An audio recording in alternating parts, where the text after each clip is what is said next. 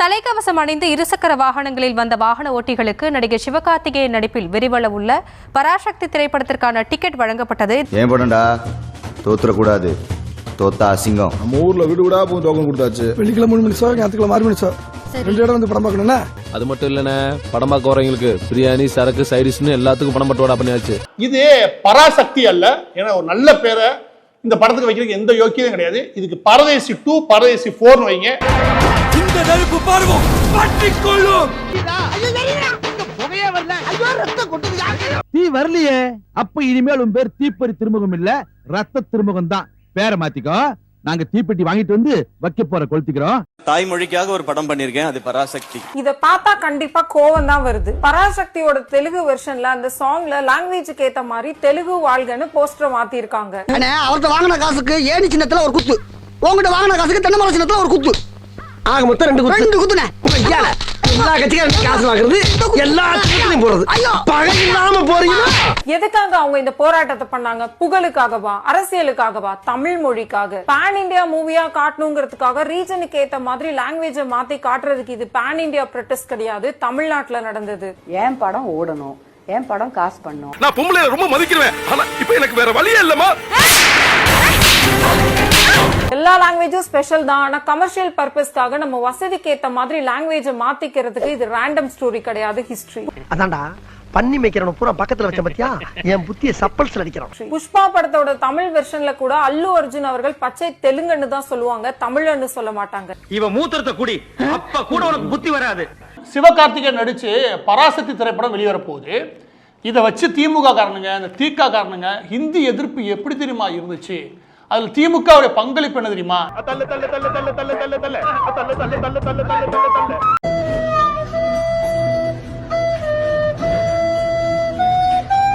அதுல திமுகவுடைய பங்களிப்பு என்ன தெரியுமா? இங்க கருணாநிதி யாரு தெரியுமா அப்படின்னு ஒரு பெரிய லெவல அளந்து விட்டுக்கிட்டு இருக்கானுங்க. நான் யாரு? புறம்போக்கு. ஜெனரலா கேட்கல.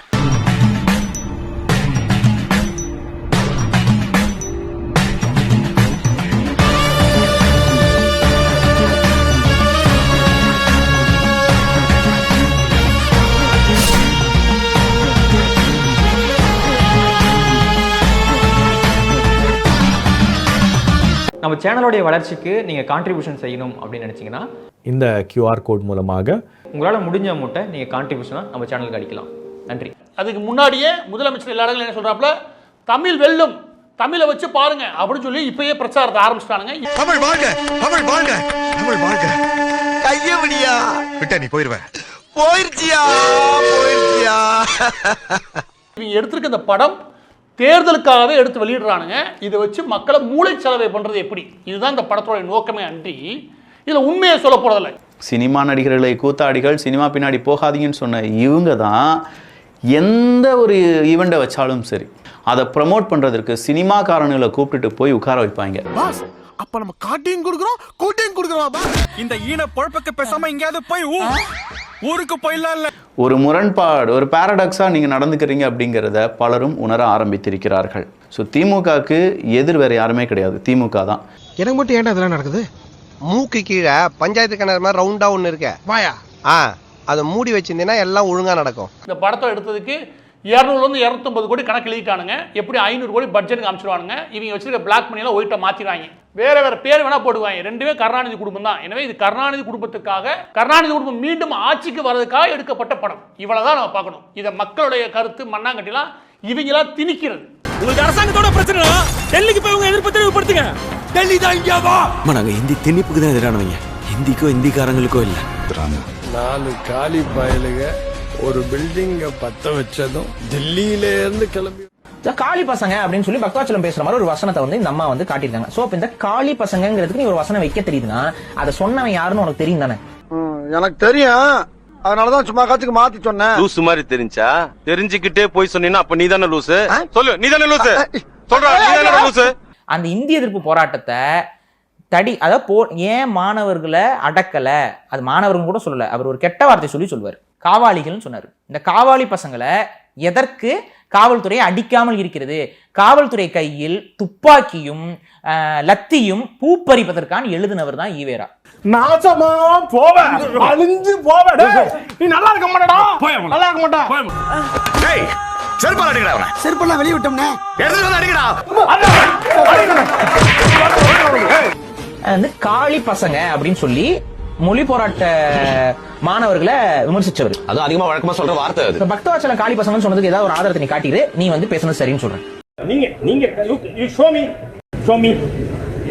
show me otherwise you are a dishonest person, a fraud. Bakthavachalam தமிழர். சோ பக்தவாச்சலம் அன்னைக்கு இருந்த முதல்வரா இருந்தாரு, அவர் இந்திய எதிர்ப்புக்கு ஹிந்திக்கு ஆதரவா இருந்தாரு, அதுல எல்லாம் மாற்று கருத்து இல்லை. ஆனா பக்தவாச்சலம் மாணவர்கள் தான் சொன்னாரு. வி.வே. ராமசாமி நாயக்கர்கள் சொன்ன காளி பசங்க வார்த்தையை எடுத்து பயன்படுத்த தெரிஞ்ச உனக்கு அதை சொன்னவர் யாரும் தெரியாதா? ஏன் மாத்தி போடுற? இதுதான் திருட்டுத்தனம். சொல் பேச்சு கேளாமை, அயோக்கியத்தனம், மொள்ளமாரித்தனம், மண்ட கர்வம். சத்தியமா கிடையாது. இந்த மொழிப்போர் தியாகிகளுக்கும் திமுகவுக்கும் எந்த சம்பந்தமும் கிடையாது. மொழிப்போர் தியாகிகள்னு இறந்தவருடைய பட்டியல் இருக்குது, அந்த பட்டியலை எடுங்க. ஒருத்தன் கூட திமுக காரனா இருக்க மாட்டான். அரசியல் தலைவர்கள் பின்புலமாக இருந்தார்கள், மாணவர்கள் உதவி செய்தார்கள், முன்களத்தில் நின்று போராடியவர்கள் முழுக்க மாணவர்கள் தான். நீ உள்ள போ, அண்ணன் வெளியே இருந்து இத காப்பாத்தணுமா இல்லையா? அப்புறம் பேக் அடிச்சிட்டான் பாத்தியா? நான் தான் சொன்னேன் பேக் அடிச்சிரானு. பேக் அடிச்சிட்டான் பாரு. இவன் தான் ரேவஸ்டிரியோட பயங்கரமா ஜம்ப் பண்ணக்கூடிய ஆள்ரா. ஏன்னா திமுக அந்த காலகட்டத்தில் திராவிட நாடு கறி தெரிஞ்சானுங்க. திமுக அந்த காலத்தில் வேற வட்டத்தில் இருந்தானுங்க.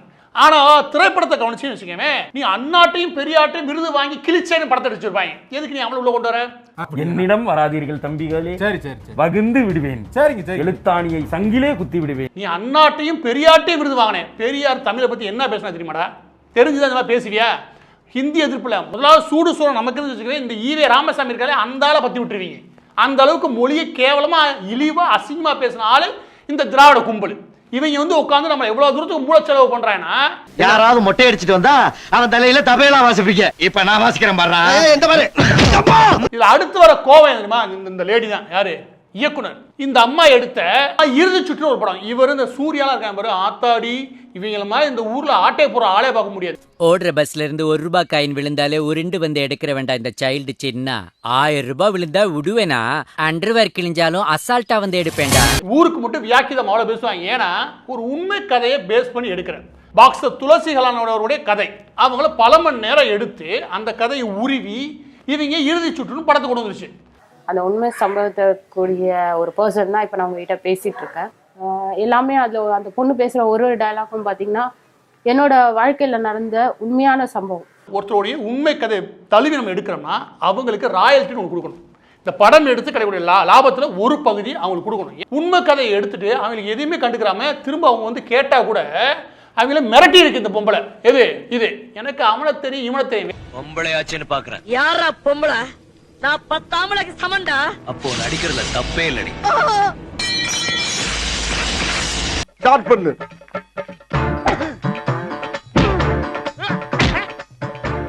இங்கிட்டு வா. அப்படியா.